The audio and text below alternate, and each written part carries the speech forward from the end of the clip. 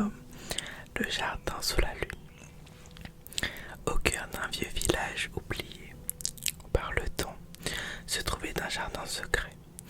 Il ne figurait sur aucune carte et pourtant, ceux qui le découvraient ne l'oubliaient jamais. Le jardin s'éveillait véritablement lorsque la nuit tombait. Le jour, il ressemblait à n'importe quel autre lieu, avec ses arbres élancés, ses fleurs aux couleurs pâles et son petit bassin circulaire. Mais une fois la lune levée, le jardin se transformait.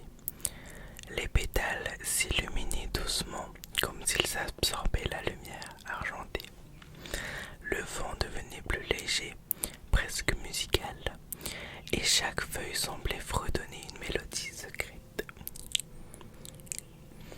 Le chemin pavé brillait d'une lueur douce, guidant les pas des rares promeneurs qui osaient s'y aventurer. Au centre du jardin se trouvait un vieux banc de pierre. Il avait été sculpté il y a des siècles et malgré les années, il restait solide et accueillant. Quiconque s'asseyait dessus ressentait une étrange paix, comme si le banc lui-même murmurait des histoires anciennes.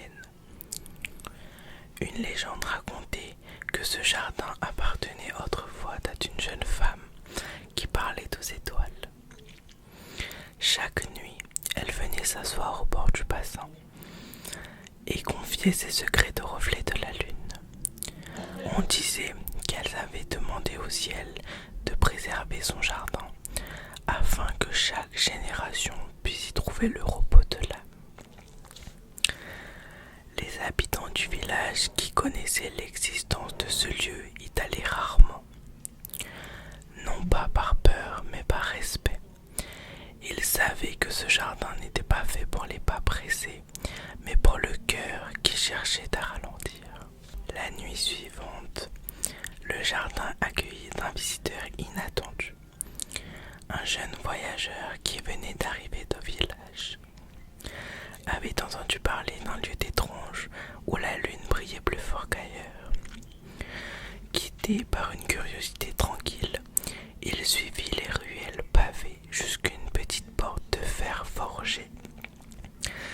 Derrière cette porte, le jardin l'attendait. Dès qu'il entra, il fut enveloppé par une douceur inhabituelle. L'air semblait plus léger, parfumé d'un mélange subtil de jasmin et de lavande.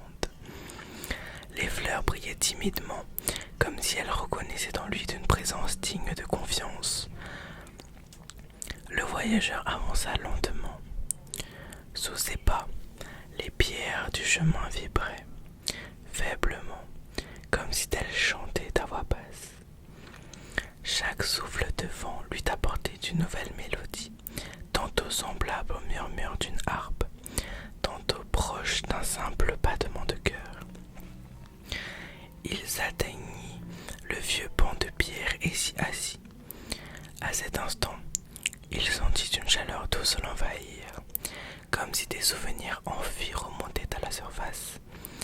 Le reflet de la lune dans le bassin se troubla légèrement, puis s'éclaircit. Et dans cette eau tranquille, une image apparut.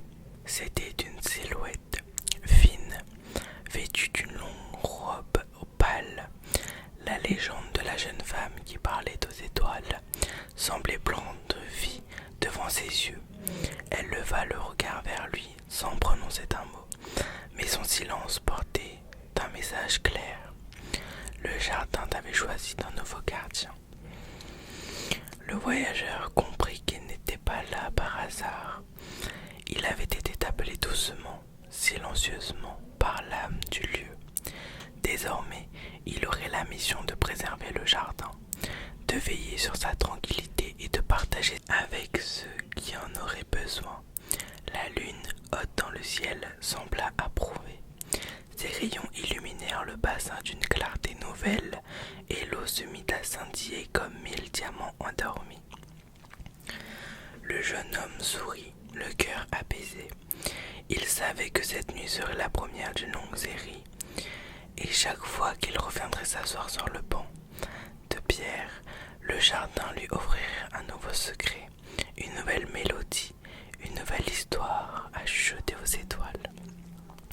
J'espère que cette histoire t'aura plu, t'aura plu, t'aura plu, t'aura plu, t'aura plu, t'aura plu, t'aura plu. Moi, je te souhaite une très très belle nuit, très très belle nuit, très très belle nuit, très très belle nuit. Et je te dis à la prochaine, la prochaine, la prochaine.